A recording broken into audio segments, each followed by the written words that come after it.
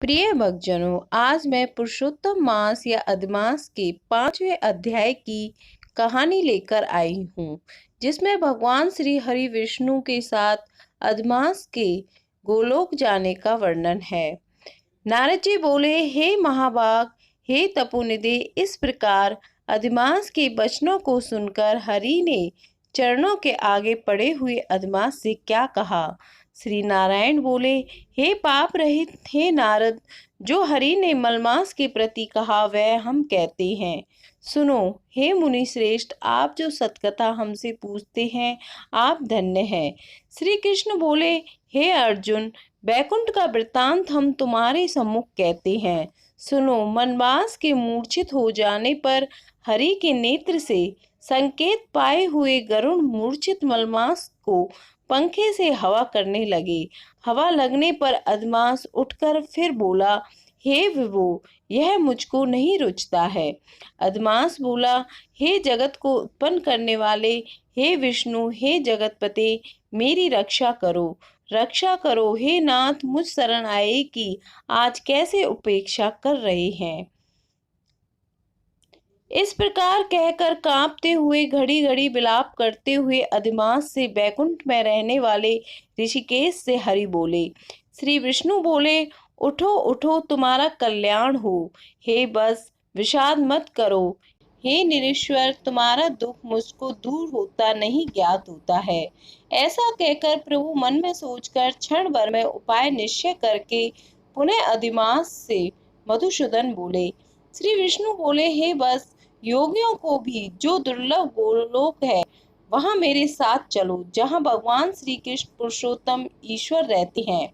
गोपियों के समुदाय के मध्य में स्थित दो भुजा वाले मुरली को धारण किए हुए नवीन मेघ के समान श्याम लाल कमल के सदृश नेत्र वाले, शत पूर्णिमा के चंद्रमा के समान अति सुंदर मुख वाले, करोड़ों कामदेव के लावण्य की मनोहर लीला के धाम, पीतांबर धारण किए हुए, माला पहने, वन माला से विभूषित, प्रेम के भूषण, भक्तों के ऊपर दया करने वाले, चंदन चर्चित सर्वांग, कस्तूरी और केशर से युक्त, वक्ष स्थल में श्री वत्स चिन्ह से शोभित, कौस्तुभ मणि से विराजित, श्रेष्ठ से श्रेष्ठ रत्नों के सार से रचित किरीट वाले, कुंडलों से प्रकाशमान, रत्नौल के सिंहासन पर बैठे हुए, पार्षदों से घिरे हुए जो हैं, वही पुराण पुरुषोत्तम परम ब्रह्म है।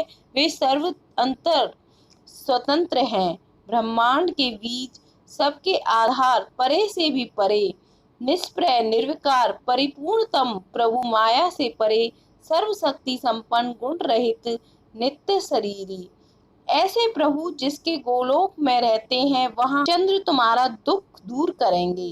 श्री नारायण बोले। ऐसा कहकर अधमास का हाथ पकड़कर हरि गोलोक को गए। हे मुने, जहाँ पहले के प्रलय के समय में वे अज्ञान रूप महा अंधकार को दूर करने वाले, ज्ञान रूप मार्ग को दिखाने वाले केवल ज्योति स्वरूप थे, जो ज्योति करोड़ों सूर्यों के समान प्रभा वाली, नित्य, असंख्य और विश्व की कारण थी, तथा उन स्वेच्छा में विभूति की वह अतिरेक की चरम सीमा को प्राप्त थी, जिस ज्योति के अंदर ही मनोहर तीन लोक विराजित हैं। हे मुने, सब उसके ऊपर अविनाशी ब्रह्म की तरह गोलोक विराजित है। 3 करोड़ योजन का चौतरफा जिसका विस्तार है और मंडलाकार जिसकी आकृति है, लहराता हुआ साक्षात मूर्तिमान तेज का स्वरूप है, जिसकी मूर्ति रत्न में है। योगियों द्वारा स्वप्न में भी जो अदृश्य है, परंतु जो विष्णु के भक्तों से गम्य और दृश्य है, ईश्वर ने योग द्वारा जिसे धारण रखा है, ऐसे उत्तम लोक अंतरिक्ष में स्थित है। आदि व्याधि बुढ़ापा मृत्यु शोक वह आदि से रहित है, श्रेष्ठ रत्नों से भूषित, असंख्य मकानों से शोभित है। उस गोलोक के नीचे 50 करोड़ योजन के विस्तार के भीतर दाहिने बैकुंठ और बाएं उसी के समान मनोहर शिवलोक स्थित है। 1 करोड़ योजन विस्तार के मंडल का बैकुंठ शोभित है, वहां सुंदर पीताम्बरी धारी वैष्णव रहते हैं। उस वैकुंठ के रहने वाले शंख चक्र गदा पद्म धारण किए हुए लक्ष्मी के सहित चतुर्भुज हैं। उस वैकुंठ में रहने वाली स्त्रियां बसते हुए नुपुर और करधनी धारण किए हुए हैं। सब लक्ष्मी के समान रूपवती हैं। गोलोक के बाएं तरफ जो शिवलोक है उसका करोड़ योजन विस्तार है और वह प्रलय शून्य है। सृष्टि में पार्षदों से युक्त रहता है। बड़े भाग्यवान शंकर के गण जहाँ निवास करते हैं। शिवलोक में रहने वाले सब लोग सर्वांग वस्त्र धारण किए नाग का यज्ञ पवित्र पहरे हुए हैं। अद्र चंद्र जिनके मस्तक में शोभित हैं, त्रिशूल और पट्टिसधारी सब गंगा को धारण किए वीर हैं और सब शंकर के समान जयशाली हैं। गोलोक के अंदर अति सुंदर एक ज्योति है। वह ज्योति परम आनंद को देने वाली और बराबर परमानंद का कारण है। योगी लोग बराबर योग द्वारा ज्ञान चक्षु से आनंद जनक निराकार और पर से भी पर उस ज्योति का ध्यान रखते हैं। उस ज्योति के अंदर अत्यंत सुंदर एक रूप है जो कि नील कमल के पत्तों के समान श्याम, लाल कमल के समान नेत्र वाले, करोड़ सतपूर्णिमा के चंद्र के समान शोभायमान मुख वाले, करोड़ों कामदेव के समान सौंदर्य की लीला का सुंदर धाम, दो भुजा वाले मुरली हाथ में लिए, मंद हास्य युक्त पीतांबर धारण किए, श्री वत्स चिन्ह से शोभित वक्ष स्थल वाले, कौस्तुभ मणि से सुशोभित, करोड़ों उत्तम रत्नों से जड़ित चमचमाते किरीट और कुंडलों को धारण किए, रत्न के सिंहासन पर विराजमान वनमाला से सुशोभित वही श्री कृष्ण नाम वाले पूर्ण परब्रह्म हैं।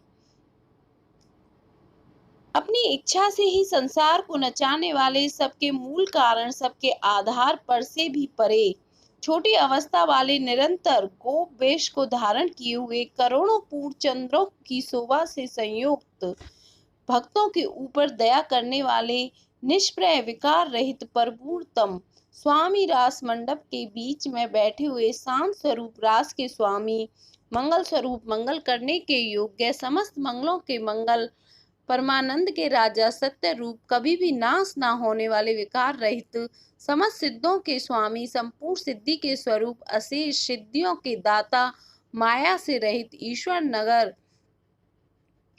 गुण रहित, नित्य शरीरी, आदि पुरुष, अव्यक्त, अनेक है नाम जिनके, अनेकों द्वारा स्तुति किए जाने वाले, नित्य स्वतंत्र, अद्वितीय, शांत स्वरूप, भक्तों को शांति देने में परायण, ऐसे परमात्मा के स्वरूप को शांति प्रिय, शांत और शांति परायण जो विष्णु भक्त हैं, वे ध्यान करते हैं। इस प्रकार के स्वरूप वाले भगवान कहे जाने वाले वही एक आनंद कंद श्री कृष्ण चंद्र हैं। श्री नारायण बोले, ऐसा कहकर भगवान सत्व स्वरूप विष्णु अधिमास को लेकर शीघ्र ही पर ब्रह्म युक्त गोलोक में पहुंचे। सूत जी बोले, ऐसा कहकर सत्क्रिया को ग्रहण किए हुए नारायण मुनि के चुप हो जाने पर आनंद सागर पुरुषोत्तम से विविध प्रकार की नई कथाओं को सुनने की इच्छा रखने वाले नारद मुनि उत्कंठा पूर्वक बोले। विष्णु गोलोक गमने पंचम अध्याय समाप्तः।